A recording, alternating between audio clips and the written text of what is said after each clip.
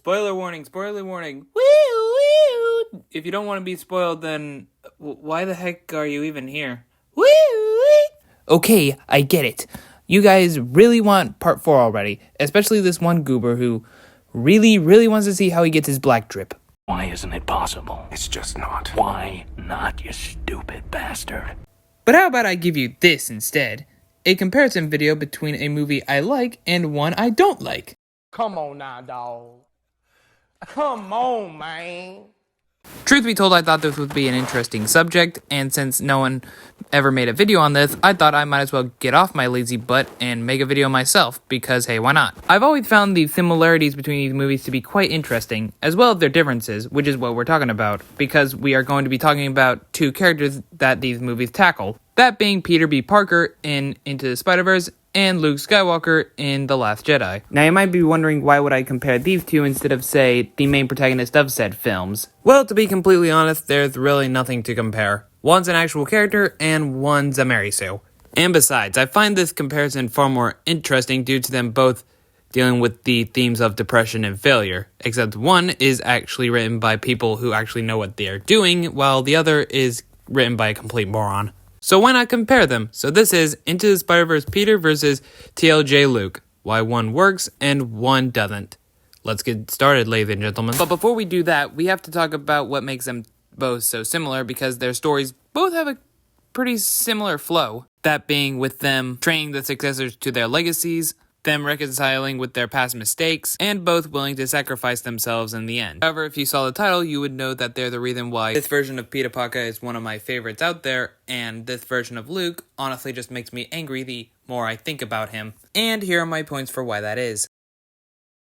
This is mainly referring to the fact that Peter really didn't do anything that actually led to the suffering of millions of people. Sure, he made poor investment choices and also divorced his wife, though it's not like it heavily impacted his superhero career and led him to quitting or anything. Unlike Luke, who attacked his own nephew due to him just having some bad visions, and which he did not have the full context to, which would result in Ben destroying the Jedi Temple and becoming basically rip-off Darth Vader. I'd be a bit more fine with it if he actually tried to fix his mistake, but no, he doesn't. Rather, he decides to just go into some stupid self-imposed exile, which goes against everything established in his character in the previous movies. I should also point out that there is no point prior to the movie where Peter actually retires from being Spider-Man. He's still doing so after his divorce, and prior to being sent to the Universe 1610. Unlike Luke, who just goes to some random island and does nothing for the next how many years, while Kylo Ren and the First Order built Starkiller Base and used it to piss on the entire galaxy in order to assert dominance over it and take over. I think you all get what I'm saying right now, so to sum it up, Peter's mistakes aren't so bad, while Luke's actions basically led to the rise of space communism 2.0. And if that's not somehow bad enough for you, it all turns out to be a part of the big plan that the villain from the previous trilogy, aka the one he was trying to destroy in the first place, it would all turn out to be a part of his scheme in order to retake over the galaxy, and it would instead be stopped by the cardboard cutout I was mentioning earlier. I can honestly go on for a while about how Palpatine returning post Return of the Jedi is just a fundamentally terrible idea, but I don't want to change the topic on a whim, so I guess I'm just going to move on to my next point. This section mainly refers to the fact that Peter actually taught Miles some valuable tips about being Spider-Man. Things such as watching the hands and how to actually web swing, to telling Miles that being ready for the responsibility ahead is just a leap of faith, and that you ultimately can't be fully prepared until you actually try. And said lessons are inevitably shown and pay off in the final battle. However, this is not the case with Luke here, because it turns out he was completely unnecessary the entire time, because Rey was easily able to beat Kylo Ren the first time around in the very first movie of the trilogy without even an ounce of training with a lightsaber. And even when he's onto the scene, it's not much, because all he tells her are some stuff about the Force and the Jedi, and then tells him to go into his goon cave or whatever the hole is supposed to be, which leads to her having a stupid vision of herself. That is nowhere near the amount of training that Luke got, and certainly not enough to take on the First Order. A simple Rocky-style montage of her training would have been just fine, but No, we basically get practically nothing. Sometimes something worse than being disrespected is just being straight up pointless. Okay, so on this last part, it's more on how these arcs are executed rather than which one is specifically better, but you get what I mean. I'm going to be talking about how Peter's arc is far more better executed. Now, Luke's arc about failure being the greatest teacher isn't a bad one on paper, though the way it is executed is just extremely contradictory to what we have seen previously.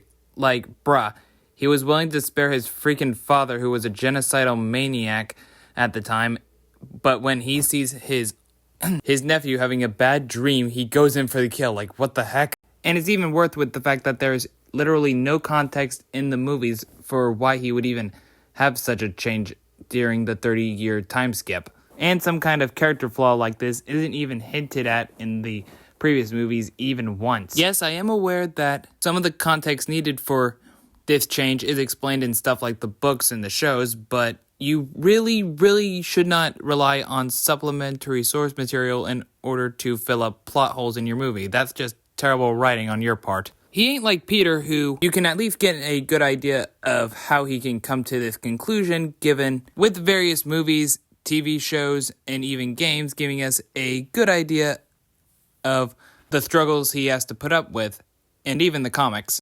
Also, the way he sacrifices himself makes literally no sense, especially since the ability he used, aka the force projection, should not be a life-ending move and isn't even how that works in other continuities. Apparently, shooting lightning out of your hands will not kill you, but projecting your image onto, like, another place will? My pee-pee is confused. Sometimes it's like they need to make their own freaking prequel trilogy for their own sequel trilogy as well. Like, holy crap. Thankfully, this isn't the case for my boy Peter here, because if you actually know who he is, like, on a very basic level, you kind of get the gist of how he can actually be in this situation. And if not, the movie at least still gives you a bit more context as to how rough his life was. And his arc about being ready with his own responsibilities as a husband is very satisfying and well executed, if you ask me. And hey, we even see that him and MJ finally get together by the time of the next movie. So we can at least say that his entire arc isn't meant for nothing, unlike this disappointment right here. So what did we learn from all this? Well, that I should really script these types of videos, that's what. But more importantly, that both of these characters have somewhat similar arcs about forgiving themselves, except one actually makes sense for the pre-established character, and is one of the reasons why this is one of my favorite animated films of all time, while the other one is just extremely controversial at best and only serves to continue the rampant divide between the entire Star Wars fandom that I continue to roast. So that's pretty much all I've got. What do you guys think about this topic? Be sure to write down a comment below and don't forget to like and subscribe. Thanks and have a good one. See ya.